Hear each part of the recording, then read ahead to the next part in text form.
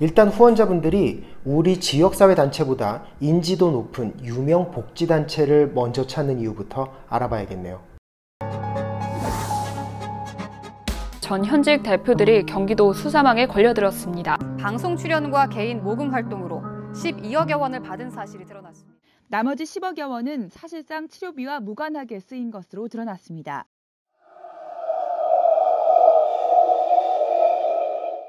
그래서 저는 이 채널을 통해 색다른 기부 프로젝트를 시도해 보려고 합니다.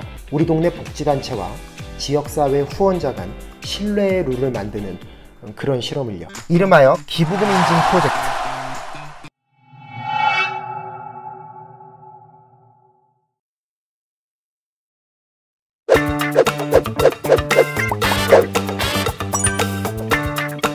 사랑의 열매로 유명한 우리나라 최대 사회복지법인 사회복지공동모금회의 2020년 기부금액은 8,462억 원이었습니다. 이는 역대 최대치였다고 하네요.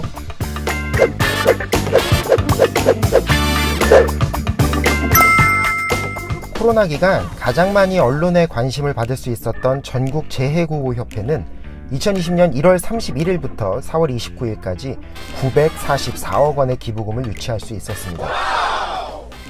하지만 안타깝게도 언론과 국민의 관심을 받을 수 있었던 일부 대형 복지단체를 제외하고는 코로나로 인해 심각한 운영난에 직면한 중소규모 복지단체가 적지 않습니다. 우선 지역의 대표적 복지단체인 지역아동센터를 한번 살펴볼까요? 코로나로 인해 휴교 사태와 비대면 수업 증가로 아이들 돌봄이 큰 이슈가 됐었죠. 이런 상황에서 지역아동센터는 그야말로 구세주 같은 역할을 했고, 이로 인해 지역아동센터의 역할이 재조명되기도 했습니다.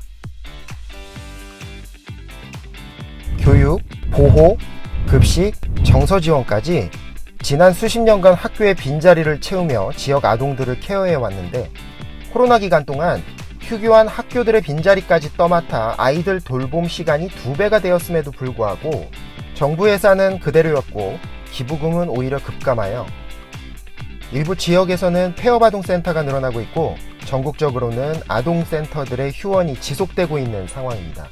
이런 운영난이 단지 지역 아동센터만의 문제일까요? 자원봉사도 확 줄었고, 지역 아동센터 외에도 노인복지관, 장애인센터, 유기견 보호소, 청소년 쉼터, 한부모 가정센터 등등 우리 사회의 다양한 이면을 묵묵히 지켜주고 있는 전국의 수많은 중소규모 복지단체들은 미디어와 행정의 사각지대에서 코로나로 인해 여전히 사투를 벌이고 있는 상황입니다. 그렇다면 복지단체의 부익부 빈익빈 왜 개선되어야 할까요? 복지단체는 기본적으로 노인, 아동, 장애인, 노숙자, 반려동물 등 다양한 특정 취약계층을 지원하기 위해 설립되고 운영하기 마련이죠. 또한 대부분의 사회복지단체들은 지역을 기반으로 설립되어 그 지역의 문제를 같이 고민하며 해결해오고 있었습니다. 그 동네 아이들을 케어하는 지역아동센터, 그 동네 어르신을 케어하는 복지관, 뭐 이런 식인 거죠. 다시 말하면 대형 복지단체에 손이 미치지 못하는 전국 곳곳의 복지사각지대를 지역 복지단체들이 케어하고 있었던 것입니다.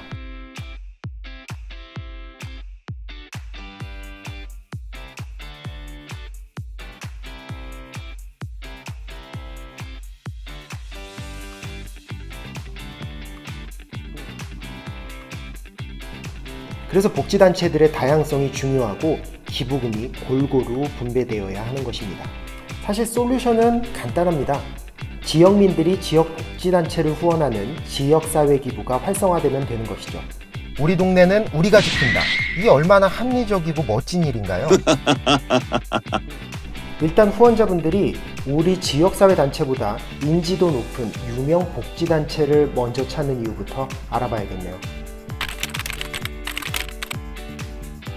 우리 지역에 어떤 복지단체가 있는지 아시는 분 있으신가요? 네이버 해피빈, 다음 가치가치와 같은 기부 플랫폼에서 현재 진행 중인 다양한 기부 프로젝트를 볼 수 있지만 정작 우리 지역 단체는 찾기가 쉽지 않습니다. 사실 영세한 중소복지단체에서 홈페이지는커녕 지속적인 SNS 채널 운영이 쉽지 않을 것이기에 이런 현상은 당연한 것이겠죠. 대형 복지단체 홈페이지나 SNS처럼 그 단체의 역사, 단체가 했던 활동들, 현재 진행 중 모금 프로젝트 등의 정보가 잘 정리되어 있어도 연락을 한번 할까 말까인데 이런 점이 참 아쉽네요. 어쩌면 기부금 액수보다 작은 단체들의 정보 접근성이 더 먼저 해결되어야 할 문제일 수도 있겠습니다. 사실 홍보 문제보다 더 근본적인 이유는 투명성 문제죠.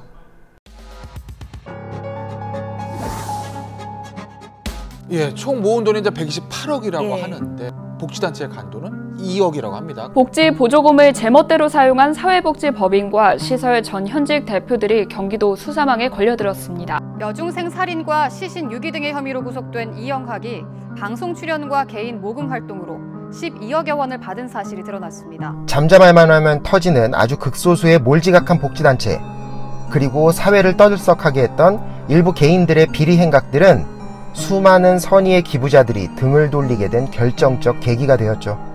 그래서 대다수의 기부 분석 보고서나 기부 전문가들은 복지단체의 투명성 개선이 기부 문화 확산의 가장 중요한 선결과제라고 이야기하고 있습니다.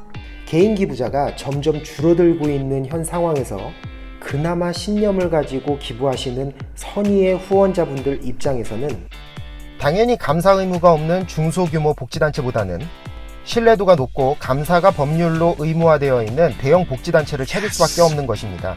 올해 2월에 기부금 모집 단체들의 모금 내역과 사용 실적 등을 한눈에 찾아볼 수 있는 통합관리 시스템 1365 기부 포털도 오픈했지만 아직 개선이 많이 필요해 보이고요. 기부금법 관련 개정안도 17개나 발의 중이지만 후원자들의 마음을 돌리기엔 많이 부족해 보이네요. 그래서 저는 이 채널을 통해 색다른 기부 프로젝트를 시도해 보려고 합니다. 우리 동네 복지단체와 지역사회 후원자 간 신뢰의 룰을 만드는 그런 실험을요. 이름하여 기부금 인증 프로젝트. 저는 일단 제 고향인 충청북도 충주의 몇몇 복지단체에 일정 금액을 기부할 것입니다. 그리고 해당 복지단체의 복지사분들과 협의하여 기부금을 소진할 때마다 이용 금액과 영수증, 그리고 어떻게 이용됐는지에 대한 스토리를 네이버 카페에 공개할 예정입니다. 후원자들은 이런 영수증 공개 과정을 통해 기부금이 실제로 어떻게 사용됐는지를 자세히 알 수 있게 되겠죠. 이후 저는 충주시청, 충주사회단체 등과 함께 이런 기부단체들의 기부금 인증 활동을 알려 시민들의 기부도 유도해 볼 생각입니다.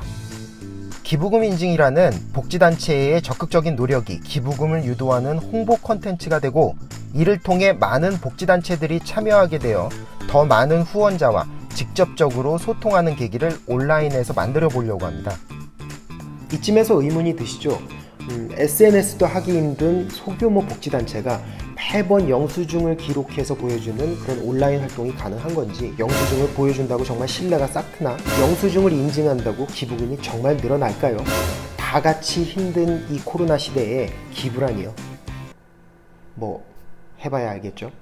이 프로젝트가 성공한다면 복지단체와 후원자 간 좋은 사회적 룰이 생겨 지역사회 기부 문화 확산에 도움이 될 테고, 실패해도 관련 업계 분들에게 좋은 시사점 하나 남길 수 있지 않을까 하네요. 그럼 지루한 얘기는 이쯤에서 끝내고요. 다음 편부터는 현장으로 나가서 직접 기부금도 모아보고 복지단체에 전달도 하고 복지사분들의 기부금 인증 의견도 물어보면서 이 프로젝트를 본격적으로 진행해 보도록 하겠습니다.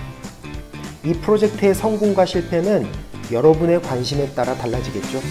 그럼 다음 편에서 뵐게요.